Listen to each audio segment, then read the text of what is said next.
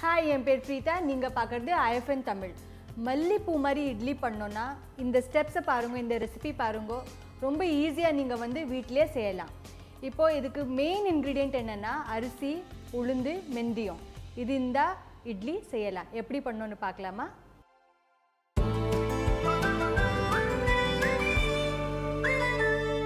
இதுக்கு என்ன மெஷர்மென்ட்னா நீங்க 1 கப் புழுங்கல் அரிசி எடுத்துட்டேன்னா 1/4 கப் உளுந்து எடுத்துக்கணும். நான் என்ன பண்ணிருக்கேன்னா புழுங்கல் அரிசி இல்ல நீங்க இட்லி ரவானே கிடைக்கும் அது கூட யூஸ் பண்ணலாம். இல்லனா சூர்த்தி கோலம் ரைஸ் அது கூட யூஸ் பண்ணலாம்.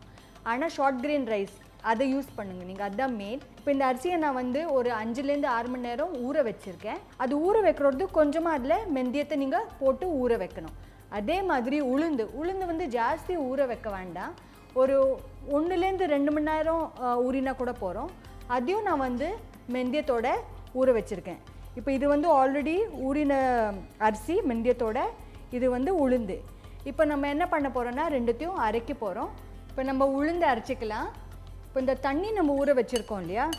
இது வந்து உங்களுக்காக ஒரு டிப் இது. இந்த ஊறின தண்ணியை வந்து அரைக்கிறது யூஸ் பண்ணுங்க. இப்போ முன்னாடியே நீங்க எல்லா தண்ணியும் ஆட் பண்ண கூடாது. அரைச்சதுக்கு அப்புறம் எவ்வளோ நம்மளுக்கு தண்ணி வேணுமோ நீங்கள் வந்து எல்லா தண்ணியும் உடனே சேர்க்கக்கூடாது. எவ்வளோ வேணுமோ அவ்வளோதான் சேர்க்கணும். இப்போ இதை அரைக்கலாமா நம்ம? இப்போ இதை வழுமுன்னா அரைக்கலாம்.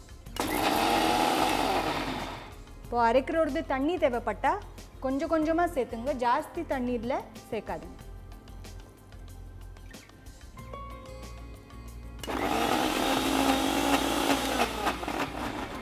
இது பார்த்தேன்னா மாவு நல்ல வழுமுன்னா அரைச்சாச்சு. இது நல்லா பார்த்தேன்னா நல்ல வழுமுன்னா சாஃப்டாக இருக்குது. இந்த மாதிரி ஸ்மூத்தாக ஒரு பேஸ்ட் நம்ம தயார் பண்ணணும்.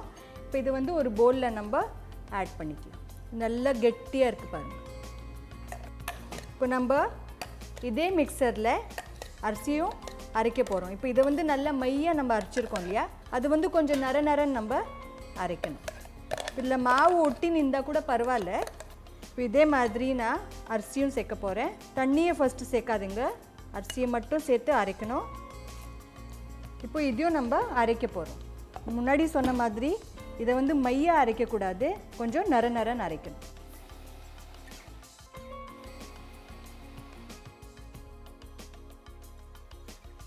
இது பார்த்தீங்கன்னா ரெடி ஆயாச்சு. இது வந்து நம்ம உளுந்தோட மிக்ஸ் பண்ணிடலாம். இதில் சேர்த்துக்கலாம் நம்ம. இப்போ மாவு வந்து கொஞ்சம் கெட்டியாக இருந்தால் கூட பரவாயில்ல, நீங்கள் அப்புறமா தண்ணி சேர்த்துக்கலாம் அதில். ஆனால் நிறைய தண்ணி சேர்த்து மட்டும் இதை அரைச்சிடாதுங்க. அப்புறம் என்ன ஆகும்னா மாவு வந்து ரொம்ப கெட்டியாக இல்லாத ரொம்ப தின்னாக வந்துடும். இப்போ இதோட நம்ம என்ன சேர்க்க போகிறோம்னா உப்பு சேர்த்துட்டு இது நல்லா கலக்கணும். நம்ம இந்த மாதிரி மிக்ஸ் பண்ணிவிட்டு இப்போ இது வந்து ரெடி ஆயாச்சு. இப்போ நம்ம இங்கே ஆல்ரெடி ஒரு இட்லி பாத்திரம் இருக்குது, தண்ணி சேர்த்துருக்கேன் இந்த மாதிரி. இப்போது இந்த தண்ணி வந்து சூடாகட்டும். இதில் வந்து நம்ம கொஞ்சம் கொஞ்சமாக எண்ணெய் சேர்த்துக்கலாம். இது வந்து நல்லா இந்த மாதிரி தடவிக்கலாம்.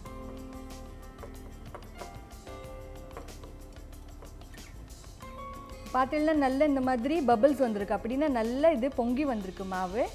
இந்த மாதிரி ஒரே தடவை கலக்கிட்டு இதை வந்து மாவை சேர்க்கணும்.